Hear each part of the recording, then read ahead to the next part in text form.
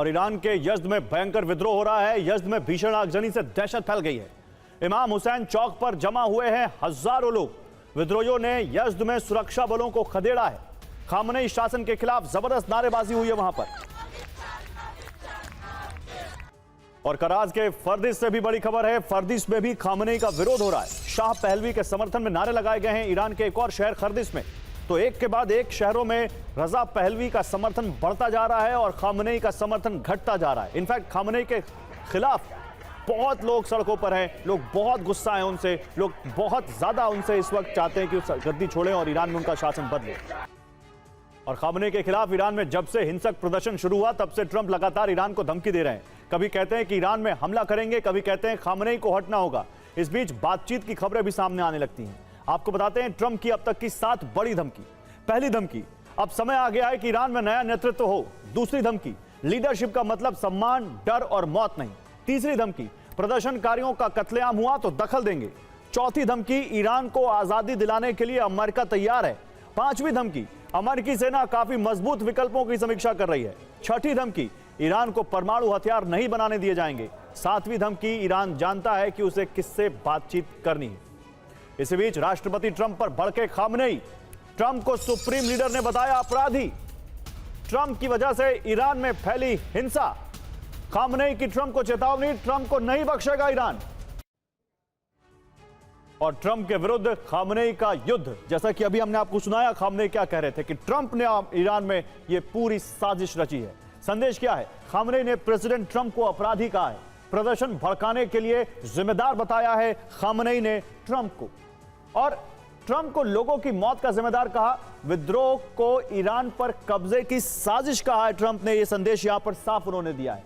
मकसद क्या है? ट्रंप पर बयान से समर्थकों को एकजुट रखना खामनेई का सबसे बड़ा मकसद है। खुद को ना झुकने वाला नेता साबित करना और डोनाल्ड ट्रंप को टारगेट कर उनको धमकी देना, यह साफ यहां पर दिखता है। धमकी दे ये कि ईरान डरने वाला देश नहीं है। लेकिन अमेरिका से तनाव के बीच ईरान से एक और खबर आ रही है और यह बड़ी खबर है।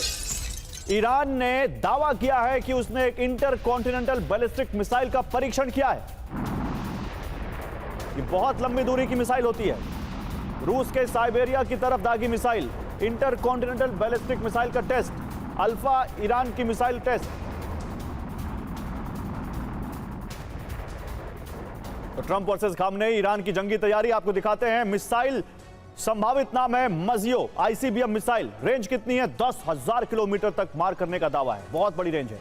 कहां तक मार कर सकती है? अमेरिका के मेनलैंड तक पहुंच सकती है। वॉशिंगटन डीसी और न्यूयॉर्क तक को निशाना बना सकती है ये मिसाइल। ये कहा जा रहा है, संभव है, ऐसा कंफर्म नहीं है। आईसीबीएम मिसाइल रेंज में सभी यूरोपीय देश, ये कंफर्म है। मकसद क्या है? ईरान ने अमेरिका को अपनी ताकत दिखाई है। अमेरिकी हमले का जवाब देने में ईरान सक्षम है, ये ईरान कह रहा है यहां पर। इस बीच कतर से एक बड़ी खबर आ रही है। कतर में अमेरिकी सेनाओं को आईआरजीसी ने वार्निंग दी है, क्योंकि कतर में अमेरिका का एक बड़ा बेस है, अल उदैद बेस, और वहां पर जो अमेरिकी सेना मौजूद है उसको ईरान की आईआरजीसी यानी ईरान की सेना ने वार्निंग दी है। कतर के अंदर खतरे में है अमेरिकी कमांडरों की सुरक्षा। किसी भी हमले का निर्णायक जवाब देगा ईरान। अमेरिकी कमांडर अब दोहा के शेराटन होटल में है। अल उदैद एयरबेस से शिफ्ट होने की तस्वीरें आई हैं, ये कहा आईआरजीसी ने। तो शेराटन होटल में ठहरे हुए हैं इस वक्त दोहा के अमेरिकी कमांडर जो अल उदैद एयरबेस पर थे।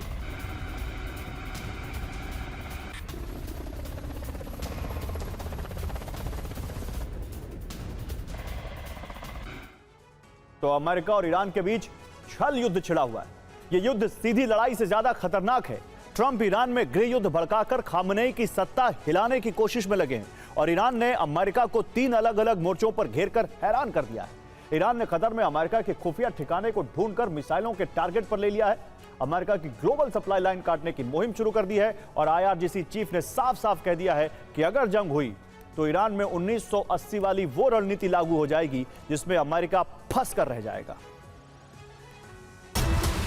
आईआरजीसी से जुड़े टेलीग्राम चैनल ने कतर में मौजूद अमेरिकी सेनाओं को निशाना बनाने की धमकी दी है।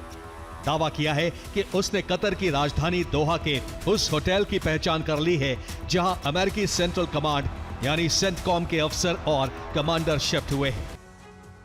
तो कतर में अमेरिका का खुफिया ऑपरेशन रूम ईरानी मिसाइल का नया टारगेट बन गया है। कतर के अल उदैद एयरबेस पर 10,000 अमेरिकी सैनिक हर वक्त तैनात रहते हैं, जिनमें से 1,500 सबसे काबिल कमांडो और बड़े अफसरों को दोहा के शेराटन होटल में शिफ्ट कर दिया गया था। दोहा का ये 5 स्टार होटल आजकल जंग का कंट्रोल रूम बना हुआ है। अमेरिका को लग रहा था कि इसके बारे में किसी को खबर नहीं होगी। ईरान से जंग लड़ने के लिए अमेरिकी सेना के टॉप ऑफिसर यही रणनीति बना रहे थे, लेकिन ईरान की खुफिया एजेंसियों ने इस बार अमेरिका को चौंका दिया है। अब सवाल यह है कि अमेरिका ने अरब देशों में अपने सबसे बड़े बेस से अपने टॉप ऑफिसर्स को हटा क्यों लिया? इसलिए क्योंकि पिछले साल अल उदैद एयरबेस पर ईरान का मिसाइल हमला हुआ था। इस हमले से अमेरिका का मजबूत एयर डिफेंस सिस्टम भी फेल हो गया था और एयरबेस पर धमाके हुए थे। इस होटल ने यूएस सेंटकॉम के अफसर, ब्रिटेन के सैन्य अधिकारी और सैकड़ों सैनिक एक ही छत के नीचे हैं इस होटल में। ईरान का मैसेज साफ है, 2025 की तरह मिसाइल बेस पर नहीं चलाएंगे, मिसाइल वहां बरसाएंगे जहां सबसे ज्यादा नुकसान हो। जिसका नाम है विल ऑफ पीस 2026 कि युद्ध हुआ तो चीन, रूस और ईरान अमेरिका के खिलाफ सबसे बड़ी टीम बनेगी। दूसरा संदेश यह है कि ईरान अब सिर्फ खाड़ी की नौसेना नहीं, ईरान अब ब्लू वाटर नेवी है जो अमेरिका को बड़ा सदमा दे सकती है। Cape of Good Hope global trade system का सेफ्टी वॉल्व है, क्योंकि आम हालात में एशिया, यूरोप, अमेरिका का बड़ा ट्रेड स्वेज कैनाल से निकलता है। लेकिन अगर किसी युद्ध की वजह से स्वेज कैनाल असुरक्षित या बंद हो जाए तो जहाज पूरा अफ्रीका घुमाकर केप ऑफ गुड होप से जाते हैं। तो केप ऑफ गुड होप खतरे में। युद्धाभ्यास के नाम पर चीन, रूस और ईरान के जंगी जहाजों ने इस रास्ते को पूरी तरह घेर लिया है। अब देखिए कि इस युद्धाभ्यास में किस देश का कौन कौन सा जंगी जहाज तैनात है। चीन ने अपने 2 बड़े जंगी जहाज यहां भेजे हैं, नाम है सीएनएस तांगशान और सीएनएस ताइहू। ईरानी नौसेना ने जिन जहाजों को यहां भेजा है उनके नाम है IRIS माखरान और IRIS शहीद नाकदी, IRIS शहीद महदवी। ये ईरान की नौसेना के सबसे बड़े जंगी जहाज हैं। इसके अलावा दक्षिण अफ्रीका के भी कई जंगी जहाज इस युद्धाभ्यास में शामिल हैं, जिनमें सबसे बड़ा है फ्रिगेट SAS अमातोला। रूस के भी कॉर्वेट जैसे कई जंगी जहाज केप ऑफ गुड होप के आसपास तैनात हो गए हैं। X IRGC chief commander Mohsin रजाई ने कहा है, अगर हालात ने मजबूर किया तो ईरान 1980 की तरह सीक्रेट डिफेंस रणनीति अपनाएगा और अमेरिका के लिए गंभीर समस्याएं खड़ी हो जाएंगी। सीक्रेट डिफेंस यानी पवित्र रक्षा की रणनीति, एक तरह का धर्म युद्ध जिसमें देश के नागरिक भी युद्ध में शामिल हो जाते हैं और युद्ध बहुत लंबा खिंचता चला जाता है।